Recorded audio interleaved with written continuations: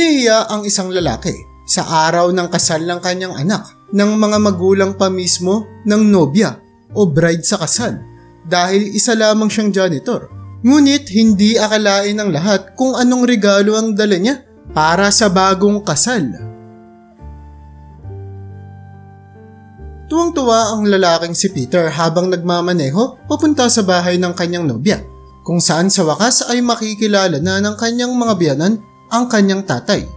Tahimik ang gabi na may maaliwalas na kalangitan at ang mga bituin ay kumikinang na kasing liwanag ng kanyang mga mata. Nang maisip ni Peter kung ano nga bang pakiramdam na ang kanilang parehang pamilya ay magsasama sa unang pagkakataon. Para kasi sa binata, ang hapunan na iyon na kanilang gagawin ay isa sa pinakamahalagang hakbang patungo sa pagiging isang ganap niya na asawa sa kanyang nobya. Ito ay isang sandali na inaabangan niya at ng kanyang magiging asawa na si Emily. Ang kanyang ama ay si Thomas, isang lalaki na medyo may katandaan na. Ngunit meron naman itong maamo at mapagkumbabang muka. Pareha ng nararamdaman ng kanyang anak na si Peter ay tunay ding nagagalak at natutuwa si Thomas sa nalalapit na pagkakataong makikilala niya ang pamilya ng nobya ng kanyang anak. Sigurado akong magugustuhan mo sila, Papa. Mababait naman po silang mga tao kahit na may mga taong hindi sila nagugustuhan. Saad ni Peter. Habang ang asawa niya namang si Emily ay simulat sa pulpa naman ay mahal na ang kanyang biyana na si Thomas. Hinahangaan niya ang lalaki dahil sa kanyang pagiging simple at kabaitan. Sa kabilang banda, ang kanyang mga magulang naman ay lagi namang iniisip at inaalala kung ano ang iisipin ng ibang mga tao, lalo na't mahalaga sa kanila ang posisyon nila sa lipunan. Kaya naman nasasabik na rin silang makilala ang tatay ng kanilang manugang. Ngunit talaga namang hindi ito ang inaasahan ng mga magulang ni Emily. At ang gabing iyon nga ay ang mga sandaling hindi nila malilimutan. Hindi dahil sa masasayang alaala, kundi kabaliktaran sa inaasahan ng dalawa na malapit ng ikasal. Sa mga sandaling ipinakilala kasi si Thomas sa mga magulang ng babae, nagbago kagad ang ekspresyon ng mukha ng mga ito. Noong una ay magagalang pa itong magtanong, ngunit hindi nagtagal ay nauwi sa hindi pagkakomportable ang sitwasyon at ang kanilang pag-uusap. At ikaw, Thomas, ano naman ang pinagtatrabahuan mo ngayon? Anong hanap buhay mo? Tanong ng tatay ng dalaga, na halata ang pagtataka sa kanyang muka. Walang pag-aalinlangan nga ay agad na sumagot si Thomas sa mayabang na tanong ng lalaki. Janitor po ako sa isang universidad. Maraming taon na ako nagtatrabaho doon at talaga namang natutuwa ako sa ginagawa ko. Pagkatapos sabihin nito ni Thomas ay tila ba napuno ng katahimikan at awkward ang buong kwarto. Nagpalitan ng mga tingin ng pagkadismayang mag-asawa. Halatang hindi nila gusto kung ano ang propesyon ng tatay ng kanilang manugang. Habang si Emily naman na nakakaramdam na ng tensyon ay sinubukang baguhin ang paksa ng kanilang pag-uusap. Ngunit ang kanyang pagsisikap ay napunta sa walang kabuluhan dahil hindi niya nagawang maiba ang usapan. Thomas, ganito kasi yan eh. Hindi naman kami umaasa ng malaki sa'yo. Pero syempre, anak na babae namin yung ikakasal. Gusto lang namin yung pinakamaganda para sa kanya, naintindihan mo? Biglang komento ng nanay ni Emily kay Thomas na may tonong pang-aalipusta. At nang dahil dito ay naramdaman ng janitor na minamalit siya. Kaya naman tinignan sila ni Thomas ng bahagya. At maliwanag na sinabing, yung anak ko namang lalaki ay sigurado naman ako maganda yung kinabukasan niya. Kaya sigurado akong yung anak niyong si Emily ay nasa mabuting mga kamay. At nang maramdaman nga ni Peter na hindi na nagiging komportable ang tatay niya, ay napagdesisyonan niya ng mamagitan. Mahal po namin ang isa't isa at yun ang mahalaga. Hindi po ba, Papa? Habang ang mga magulang naman ng nobya niya ay sinubukang ayusin ang sitwasyon at mabilis na nagsalita. Siyempre naman, Peter. Gusto ka rin naman namin. Hindi naman namin ibig sabihin na hindi ka sapat para kay Emily. Alam mo na, magulang lang kasi kami at hindi namin maiwasang mag-alala. Kaya naman, ang hapunan na iyon na dapat sana ay isang selebrasyon ay naging isang tensyonado at hindi komportable na kaganapan. Pakiramdam ni Thomas ay wala siya sa lugar. Iniisip niya kung nagiging hadlang ba siya sa kaligayahan ng kanyang anak. Kaya naman natapos ang gabi ng mas maaga kaysa sa kanilang inaasahan. At umuwi na nga rin ang mag-ama sa kanilang bahay. Ang kanilang katahimikan ay para bang sumisigaw ng iba't ibang uri ng emosyon. At nang tuluyan na nga silang makauwi, at matapos ang hapunan na iyon na naging isang malaking dilubyo, humingi ng tawad si Peter sa kanyang tatay para sa pag-uugali ng kanyang mga biyanan. Pero ang tatay naman niya, na karaniwan na talagang mapagkumbaba, ay ngumiti ng malungkot at sumagot. "Huwag kang mag-alala anak, ang mahalaga naman ngayon ay ang pagmamahal mo kay Emily. Siya ang papakasalan mo, hindi naman ang kanyang mga magulang." Kilala ng mga tao si Thomas bilang isang simpleng tao na punong-puno ng prinsipyo. Pinalaki niyang mag-isa ang kanyang anak matapos mamatay ang kanyang asawa sa panganganak. Sa kabila ng mga paghihirap, sinikap niyang mabigyan siya ng desenteng buhay. At nagkaroon nga siya ng isang simple, ngunit puno ng dangal na trabaho bilang isang janitor. Umikot ang mundo niya kay Peter at ginawa ng mahirap na lalaking yon ang lahat ng kanyang makakaya upang matiyak na ang kanyang anak ay makakapag-aral at magkakaroon ng edukasyon na kinikailangan nito. Dahil sa dedikasyon at suporta ng kanyang ama, lumaki ang batang si Peter bilang isang matalino at determinadong binata.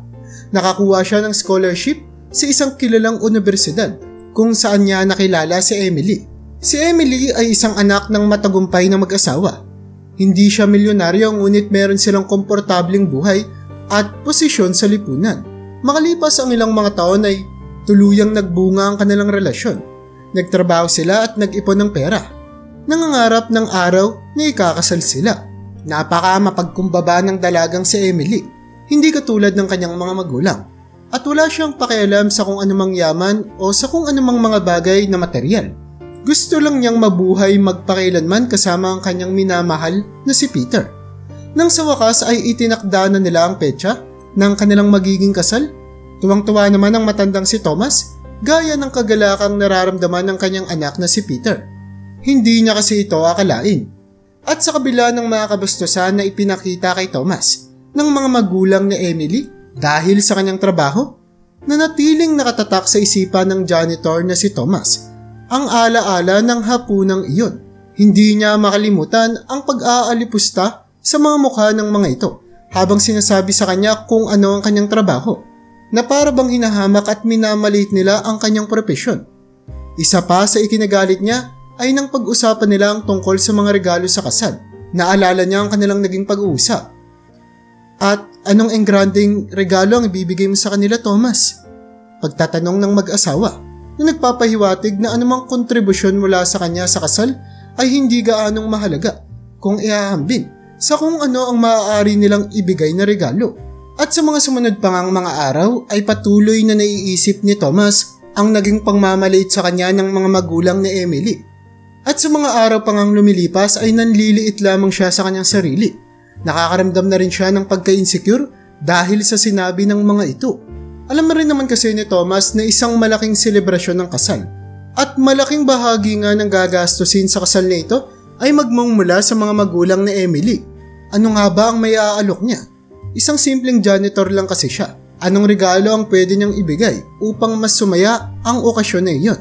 Kaya naman gumugol ang kaawa-awang lalaki ng ilang mga gabi na halos walang tulog.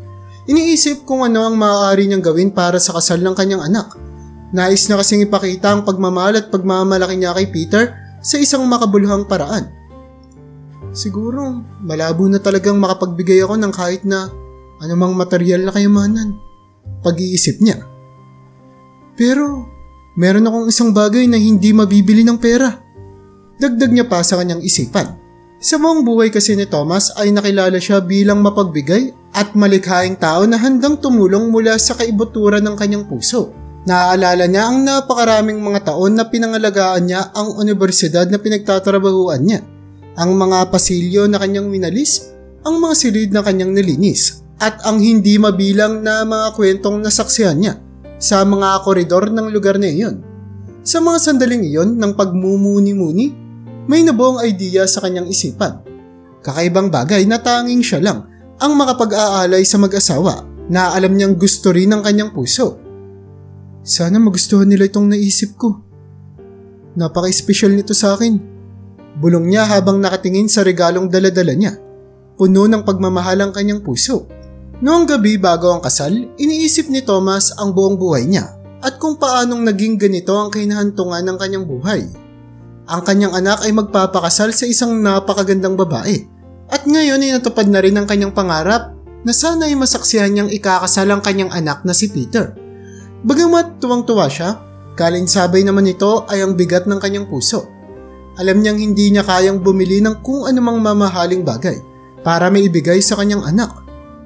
Sana sapat na to. Pag marami na akong pera, bibili ako ng mas mahal dito. Bulong niya na nalulungkot habang iniisip ang kanyang mga limitasyon pagdating sa pera. Sa wakas nga ay dumating na ang pinakahinihintay nilang araw at ang kasal ay nakatakdang maging isang hindi malilimutan at makabuluhang kaganapan tulad ng gusto nila Peter at Emily. Pero sa katunayan yan, maliit na okasyon lamang sana ang kanilang pinaplano. Iilan lang ang pupunta katulad ng malalapit na kaibigan at kanilang mga magulang. Gayunpaman, pagdating nila sa lugar ng paggaganapan ng seremonya, ang ikakasal ay sinalubong ng nakakagulat na sorpresa. Ang mga simpleng palamuti kasi na kanilang pinili ay napalitan ng mga mamahalin at talaga namang mararangyang dekorasyon. Mabilis na lang natuklasan ng mga magulang ng babae ay nangialam pala sa kanila. Kumuha ang mga ito ng isang wedding team upang baguhin ang lahat ng kanilang unang pinlano. Sa halip kasi na isang simpleng seremonya lamang ang kanilang gagawin, gusto ng mga magulang ni Emily ng mas malaki, mas maluho na seremonya. Anak, ito ang regalo namin sa iyo. Isang kasalang akma para sa isang prinsesang katulad mo. Pagmamalaki pa nila. Habang si Emily naman ay nakaramdam ng pagkainis at pagkabigo. Pakiramdam kasi ni Emily na ang pangarap niyang kasal na simple lamang ay bigla na lamang naglaho ng isang igla. Anong karapatan mo para gawin yun, ma? Ito ang espesyal na araw ko. Hindi ito araw mo. Pagrereklamo ni Emily. Ngunit ang dalawa sa kanila ay hindi pinansin ang pagrereklamo niya. Kumbinsido sila na ginagawa nila ang pinakamarapat nilang gawin para sa kanya. Kaya naman, nang mapagtanto ni Peter kung gaano kagalit ang kanyang mahal na mapapangasawa, sinubukan niya itong pakalmahin. Honey, okay lang yan. Araw pa naman natin to, di ba? What matter is that we're here together. Aniya, napilit na inaalis kay Emily ang galit na kanyang nararamdaman. Gusto ni Peter na mag-focus na lamang sila ng kanyang mapapangasawa sa nalalapit nilang kasal at magsasama na nga sila magpakailanman. Maya-maya pa ay dumating na ang janitor na tatay ni Peter. Dumating siya sa wedding venue na suot ang pinakamagandang suit na kasya sa kanya. At sa sandaling tumuntong ang lalaki sa lugar, ay agad na nabighani si Thomas sa ganda ng mga dekorasyon na naroroon. Wala siyang kaalam-alam na nangyayalam pala ang mga magulang ni Emily sa totoong plano ng mga ito sa kanilang kasal. Ang mukha ni Thomas ay kumikinang sa kaligayahan. Sabik na makita ang kanyang anak na ikakasal. Diyos ko, ang ganda naman dito. Sigurado ako na tumatalon ngayon sa tuwa yung anak ko. Naisip niya habang lumilingon at tinitignan ang buong kapaligiran. Gayunpaman, ang kanyang kagalakan ay mabilis na natabunan dahil sa nakababastos na pag-uugali ng mga magulang ni Emily. Tignan mo, Ginoong Thomas. Binayaran namin ang lahat ng ito. Perpekto, hindi ba? At ikaw naman, anong dinala mo para sa ikakasal nating mga anak? Sana naman, hindi walis yung dinala mo. Pagbibiro ng nanay ni Emily, sabay tawa kay Thomas. At dahil sa biro na ito, nagtawanan din ang mga bisitang inimbita ng mag-asawa na hindi naman inimbita ng ikakasal na sila Peter at Emily. Nang dahil dito ay nakaramdam ng matinding hiya ang lalaki na mula ang pisngi niya sa kahiyan. Ang kawalang galang at ang pagiging insensitibo ng dalawang iyon ay labis na nagpasakit sa kanya. Ngunit nanatiling kalmado ang janitor. Sinusubukan na huwag hayaang masira ang masayang araw na iyon dahil lamang sa pangungutya na kanyang tinatanggap. Hinarap na lamang ni Thomas ang masasakit na mga salitang binabato sa kanya at ginawa niya ito ng may kababaang loob at puno ng dignidad. Bagamat napahiya naman talaga si Thomas sa ginawang pagtrato sa kanya, ay sanay naman na si Thomas sa ganitong mga sitwasyon kung saan napakaraming mga tao na ang minaliit siya. Kaya naman sa halip na magpalugmok siya sa sitwasyon, siya ay tumugon ng may kagandahang loob na nagdulot para hindi maging komportable ang mga taong nakapaligid sa kanya. Grabe, ang galing nyo naman. Nabigyan nyo yung anak nyong si Emily ng napakagandang kasal. Alam nyo, walang duda na napakaswerte niyang babae. Taos-pusong wika ng janitor na si Thomas, habang ipinapakita kung sino talaga siya, na nagdulot para maging hindi komportable ang ilan sa mga bisita na merong makikitid na utak. Pagkatapos ay nagsalita ulit si Thomas. Yung regalo ko pala, siguro, dadalhin ko na lang sa ibang pagkakataon. Alam niyo na, napaka-espesyal kasi na to sa akin at punong-puno ito ng emosyon. Kaya para sa akin, mas gusto ko na ibigay na lang ito sa bagong kasal kapag tapos na ng seremonya. Nang sa gayon, nasa kanila lang ang focus ng mga tao dito. Nang dahil sa sinabing ito ni Thomas ay lalo lamang nairita ang walang kaalam-alam na mga magulang ni Emily sa sinasabi nito. Dahil para sa kanila ay gusto nilang kutsain ang lalaking si Thomas sa kahit na anong aspeto. Nagpatuloy nga ang kasal at sa pagpapatuloy nito ay patuloy ding sinusubukan ng mga magulang ni Emily na pahiyain at lapastanganin ng janitor. Sa kasagsagan kasi ng pagtotoast nila ng wine, tinukso na naman siya ng mga ito. Kaya ikaw, Ginoong Thomas, nasaan na nga ulit yung napakahalagang regalo na sinasabi mo para sa ating mga anak? Naku, curious tuloy kami. Dahil sinabi mong napakahalaga nun, di ba? Pangtutokso nila. Nang dahil dito ay namagitan na si Peter. Pa, huwag kang mag-alala. Magugustuhan naman namin ang anumang dinala mo. Yung presensya mo pa lang dito, napakalaking regalo na yun para sa amin. Ipinihayag din ni Emily ang kanyang pagmamahal at nagsabing, Ginoong Thomas, mamahalin ko po kayo bilang pangalawang tatay ko.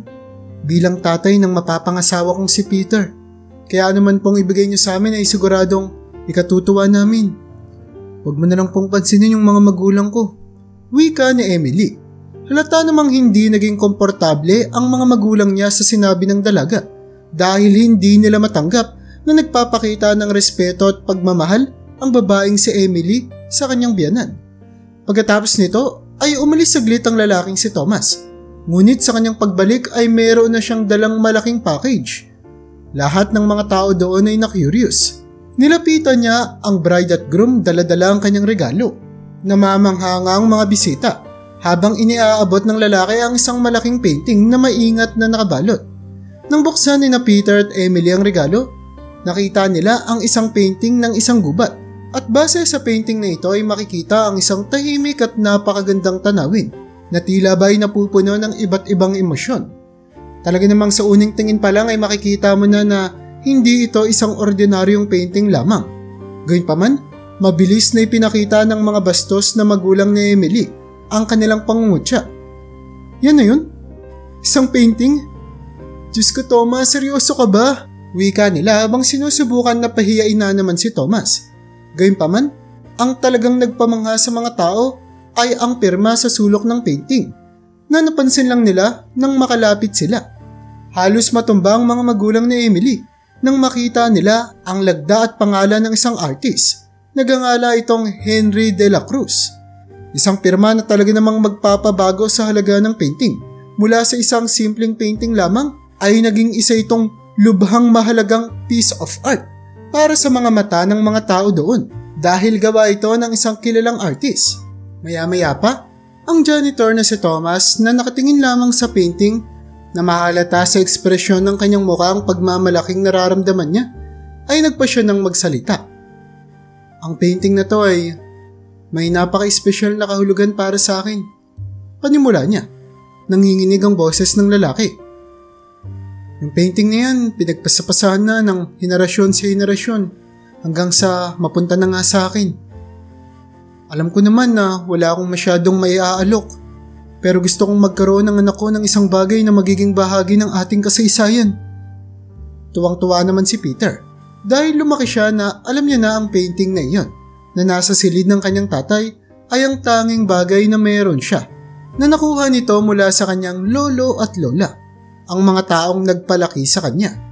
Nang marinig ng mga magulang ni Emily ang mga salita ni Thomas, mabilis silang lumapit sa painting at ang kanilang mga ekspresyon ay punong-puno ng gulat at hindi sila makapaniwala. Saan mo ito nakuha? Ano ang ibig mong sabihin na pinagpasapasahan na to ng mga pamilya niyo ng henerasyon? Bulalas nila na hindi makapaniwala sa nakikita ng kanilang mga mata. Natigilan din si Emily. Maging siya ay gulat na gulat. Nakitingin lamang siya sa kanyang biyanan at sa painting na dala-dala nito. Dahil nga lumaki si Emily sa isang mayamang pamilya, ay kinikailangan niyang matuto tungkol sa mga painting simula noong bata pa lamang siya. Kaya nang lumaki siya, alam niya ang halaga ng mga ito. Sobrang nakakabahala ang sumunod na tahimikan. Lahat ng tao sa silid ay naghihintay ng paliwanag, habang si Thomas ay nalilito sa biglaang reaksyon ng mga tao sa kanyang paligid. Kaya naman maya-maya ay nagsimula na siyang magkwento tungkol sa kasaysayan ng painting na iyon. Piniliwanag niya na ang canvas ay ipininta ng kanyang kamag-anakan ilang mga daang taon nang nakararaan. Ito ay isang French artist na hindi na halos makilala ang pangalan. Base sa sinabi ng mga magulang ko at ng mga lolo nila, hindi pa daw ako pinapanganak pero ang lolo ko daw sa tuhod ay isang artist.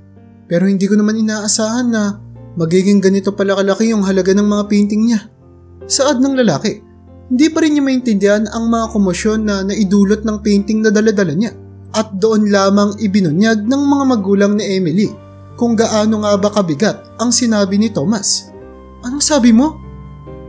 Lolo mo sa tuhod si Henry de la Cruz? Saad nila. Ang kanilang mga boses ay napupuno ng panginginig at kasiyahan. Tumango naman si Thomas. Hindi pa rin siya makapaniwala kung bakit ganito makapag-react ang mga tao dahil hindi niya maintindihan kung gaano nga ba kaimportante ang painting na dinala niya. Oo, De La Cruz nga yung pangalan niya. Pagkumpirma niya pa. Nagkatinginan ng mag-asawa at pareha silang naguguluhan. Maging ang iba pang mayayamang mga bisita doon na mayroong alam tungkol sa kasaysayan ng mga painting ay halos manigas din sa gulat. Lumalabas kasi na si Henry de la Cruz ay isang sikat na artist at ang kanyang mga paintings ay hindi na nga nakita ng publiko sa loob ng maraming taon. Kaya naman, ngayon ay napakamamahal na ng mga ito at halos milyong-milyon na nga ang halaga. Umabot na nga sa punto na may mga teorya nang lumalabas na hindi na muling makikita pa ang kanyang mga artworks. Kaya naman itinuturing ng kayamanan sa ating mundo ang kanyang mga likhang sining. At kung sino mang tao ang may pagmamay-ari nito ay magiging sobrang napakayaman. Ang mga magulang naman ni Emily na kanina lamang ay kinukutya si Thomas ay ngayon ay nahaharap na sa hindi kapani-paniwalang sitwasyon dahil ang hinahamak nilang janitor ay ang apo pala ng isa sa mga pinakasikat na artist sa kasaysayan ng France. Dahil sa revelasyong ito, lahat sila ay nagulat at nabigla. Bigla silang napahiya sa kanilang inasal kanina sa harap ng isang tao na kung tutuusin ay mas importante pala kumpara sa kanila. Biglang nagkatinginan ang mga magulang ni Emily at doon ay napagtanto nila kung gaanong nakakahangang tao si Thomas. Dahil ang painting niya na noon ay inakala niyang isang simpleng regalo lamang na natanggap niya mula sa kanyang lolo at lola, ngayon ay naging isang pamana na meron palang napakalaking halaga sa kasaysayan at lalong-lalo na para sa pera na pwede niyang matanggap. Kaya naman ang mga magulang ni Emily na halos manigas dahil sa kanilang natuklasan ay sinubukan na ayusin ang kanilang sarili at humingi ng tawad sa janitor dahil sa pagtrato nito sa kanila kanina. Pinapangako namin na tatratuhin ka na namin ng mas maayos simula ngayon. Wika nila. Alam kasi nila na sa ngayon ay nakikipag-usap na sila sa isang tao na napakayaman na kung saan kung ibebenta ni Thomas ang painting na ito ay mas mayaman siya ng 10 beses sa pamilya ni Emily. Baka sa mga mukha ng magulang ni Emily ang gulat at kahihiyan habang ang silid ay napuno ng mga bulungan at haka-haka tungkol sa hindi inaasahang pangyayari na ito. Hindi nga naglaon ay pinag-aralan at sinaliksik nila Thomas at Peter ang tungkol sa kanilang mga kamag-anakan at natuklasan na tunay nga na sila ay kabilang sa mga apo ni Henry de la Cruz, isang maalamat na pintor sa bansang France, na kung saan ang mga painting nito ay bigla na lamang nawala. Ibig sabihin, ang anumang painting niya na matatagpuan ngayon ay nagkakahalaga na ng milyong-milyong dolyar. Napag-alaman din nila na patuloy na pinagpasa-pasahan ng mga angka ni Henry ang kanyang mga painting, na kung saan ay ginawa nga nila ito ng ilang mga henerasyon. Ngunit dahil ang painting ay may petsang 1880, naging mas maliwanag lamang kung bakit hindi naabutan ni Thomas ang maalamat niyang lolo sa tuhod na si Henry de la Cruz. tumutugma din ito sa mga panahon na pinagpasapasahan ng mga henerasyon ng painting ng kanyang lolo sa tuhod.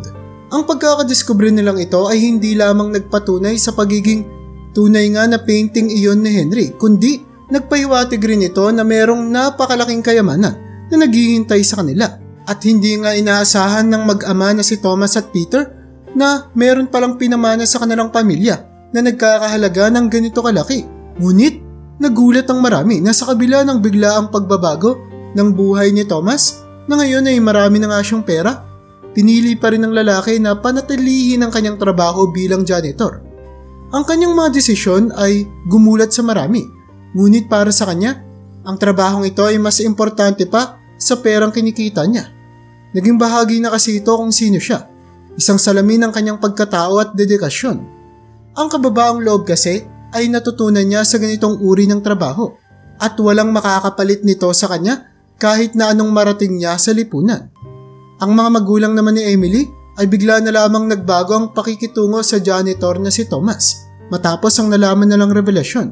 Ilang beses nila ito sinubukang ligaw-ligawan na baka umaasa silang makakatanggap din sila ng perang makukuha mula sa painting at nagpapakita lamang ito kung ano talaga silang klaseng mga tao. Pero pinanatili naman ni Thomas ang distansya niya sa kanila. Patuloy pa rin naman siyang nagiging mapagkumbaba sa mga ito, ngunit hindi niya sinusubukan na mapalapit sa kanila. Ang kanyang focus lamang ay ang kanyang pamilya, ang kanyang anak at ang kanyang manugang na si Emily, lalo pa't nalalapit na ang paparating ng kanyang apo.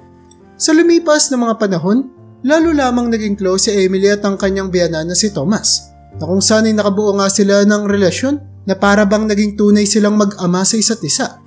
Naging suportado naman ni Thomas ang babae sa lahat ng mga importanteng kaganapan sa kanyang buhay. Pinapakita niya ang parehang pagmamahal at pagkalinga niya na ipinakita niya rin kay Peter sa babaeng si Emily. Ang simpleng pamilya nga ng lalaki ay lalo lamang lumaki dahil sa pagdating ng napakaraming apo para kay Thomas. Ang mga biyayang ito na dumating sa kanyang buhay ay nagdulot para sobra siyang matuwa at magalak sa mga nangyayari sa kanyang buhay. Mahal na mahal niya ang paggugol ng oras kasama ang kanyang pamilya, kung saan ay lagi niya itong kinikwentuhan ng mga istorya tungkol sa nakamamanghang kasaysayan ng kanilang pamilya. At syempre ay hindi rin mawawala sa kanyang kwento ang maalamat niyang lolo sa tuhod na si Henry de la Cruz. Ang bawat mga istorya na ito ay nagsilbing leksyon sa buhay. Tinuruan niya ang mga bata niyang apo tungkol sa pagiging mapagkumbaba, pagiging mapagpasensyoso at ang importansya ng pananatili ng integridad sa bawat isa sa atin, kahit na ano pang sitwasyon ang kinakaharap mo. Alam niya kasi na sa kabila ng lahat ng mga perang natanggap niya mula sa kanyang pamilya, ang tunay na kayamanan ay ang kanyang buhay kung saan kasama niya ang mga taong mahal niya at nagmamahal sa kanya. Kaya naman sa kabila ng mga pera niya ay hindi siya nasilaw sa kayamanan at lalo niya lamang pinahalagahan ang mga taong nagpapahalaga din sa kanya. Kaya naman kung nagustuhan mo ang ating istorya, huwag mo naman kalimutang mag-like. Pindutin mo na rin ang subscribe button para lagi pa tayong makagawa ng ganito kagagandang mga istorya sa susunod pang mga araw.